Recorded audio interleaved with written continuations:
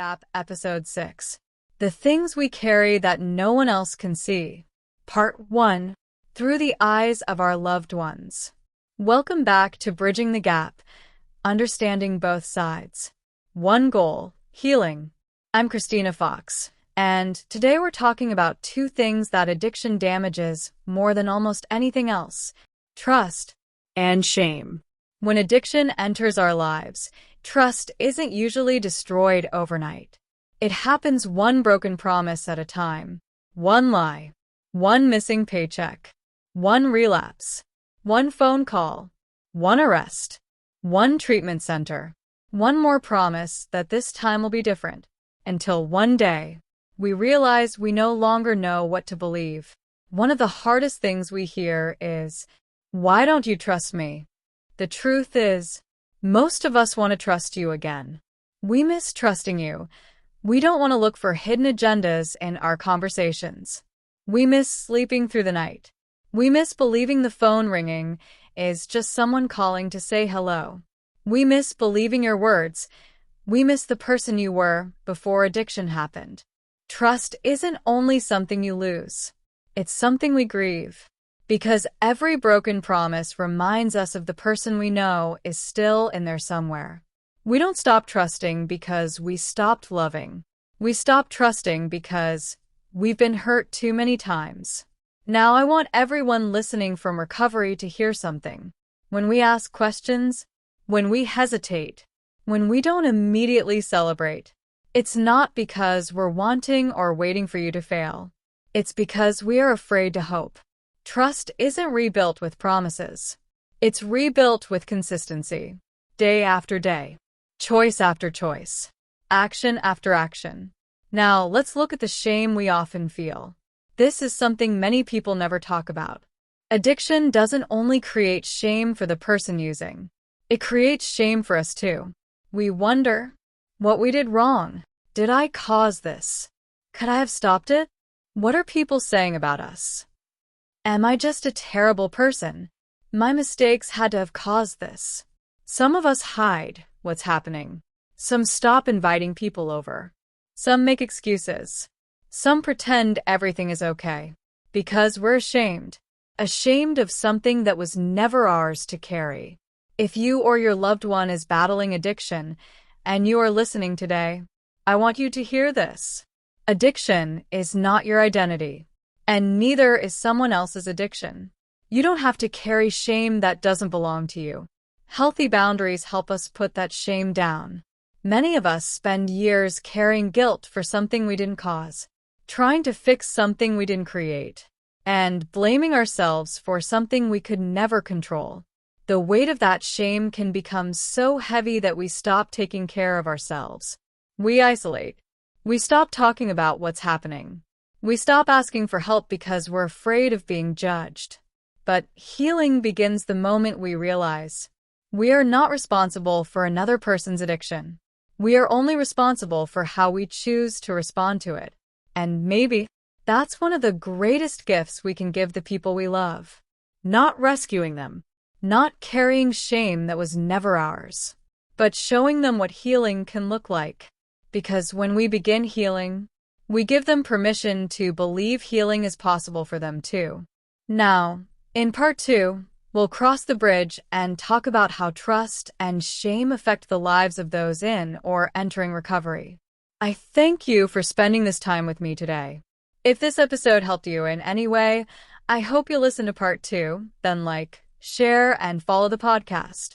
If there's a topic you'd like me to cover in a future episode, I'd truly love to hear from you.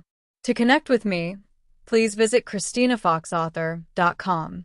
From there, you can explore my books, listen to the podcast, read the blog, subscribe to my newsletter, and connect with me across all of my social media platforms.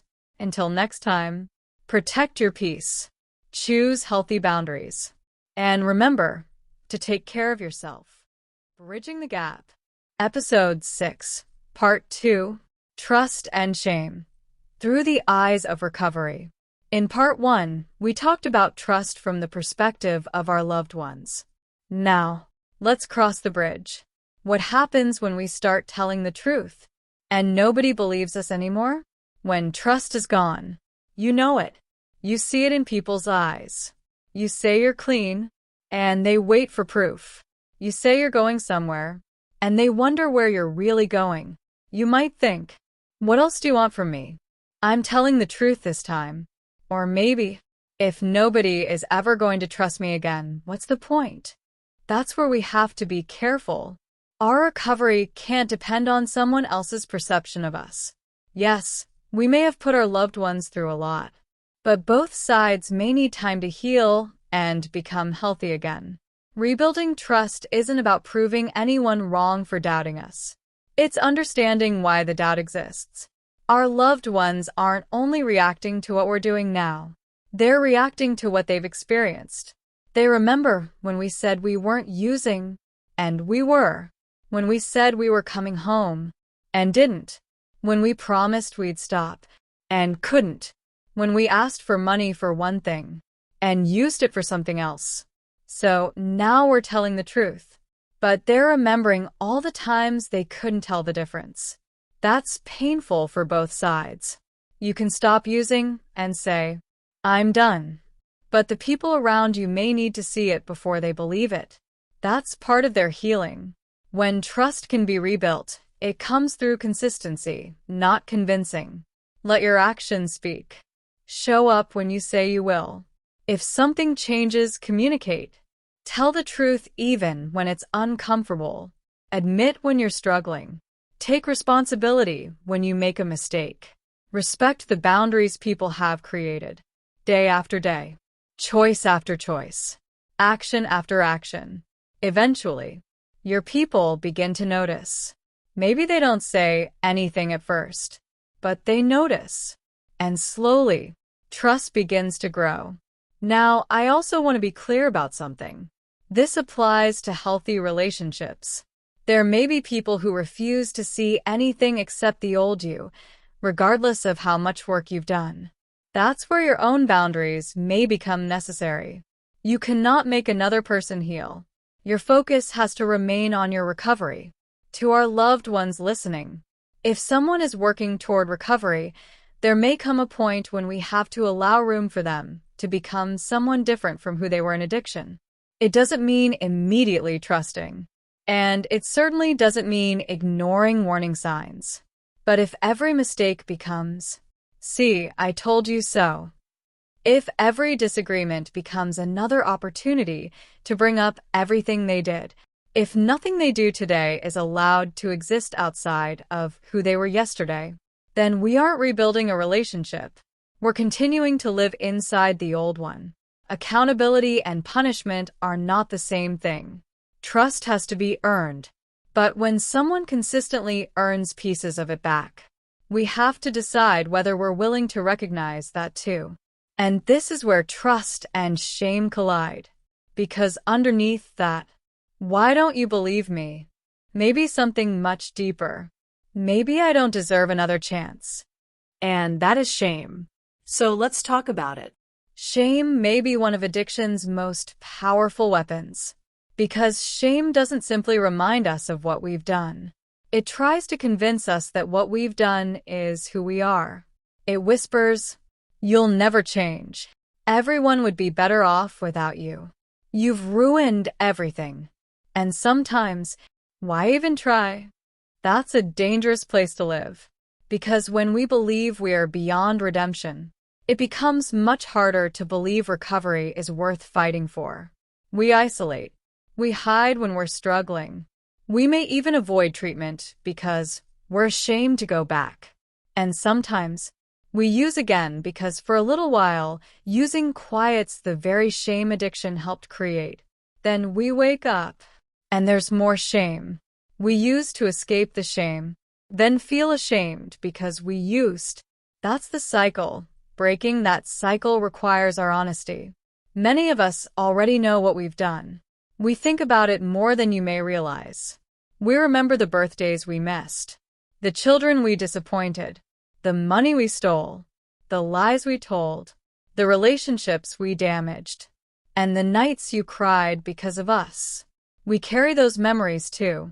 We may not talk about them because We don't know how to face them. Silence can look like a lack of remorse from the outside, while inside, someone may be drowning in it.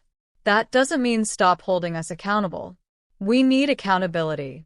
Guilt can lead us toward accountability. It can make us apologize, make amends. Shame makes us hide. Recovery requires us to stop hiding. Our loved ones need time to trust again. We need time to trust ourselves again. Neither side heals by living in the past. We heal through honesty, consistency, accountability, healthy boundaries, grace, humility, and time. Sometimes relationships are restored. Sometimes they look different than before. And sometimes healing means accepting that a relationship may never return to what it once was. Recovery is still worth choosing. We aren't recovering just so other people will trust us again. We're recovering so we can learn to trust ourselves again. We cannot demand trust, but we can become trustworthy. We cannot force forgiveness, but we can become accountable. And we cannot change yesterday, but we absolutely have a say in what we do today. What happened during our addiction doesn't disappear overnight. So, remind yourself, who I was is part of my story. It does not have to be the ending. I thank you for spending this time with me today. If this episode helped you in any way, please listen to part 1, then like, share, and follow the podcast. If there's a topic you'd like me to cover in a future episode, I'd truly love to hear from you. To connect with me, please visit ChristinaFoxAuthor.com. From there, you can explore my books, listen to the podcast, read the blog, subscribe to my newsletter, and connect with me across all of my social media platforms. Until next time, protect your peace, choose healthy boundaries, take responsibility for your healing, and remember to take care of yourself.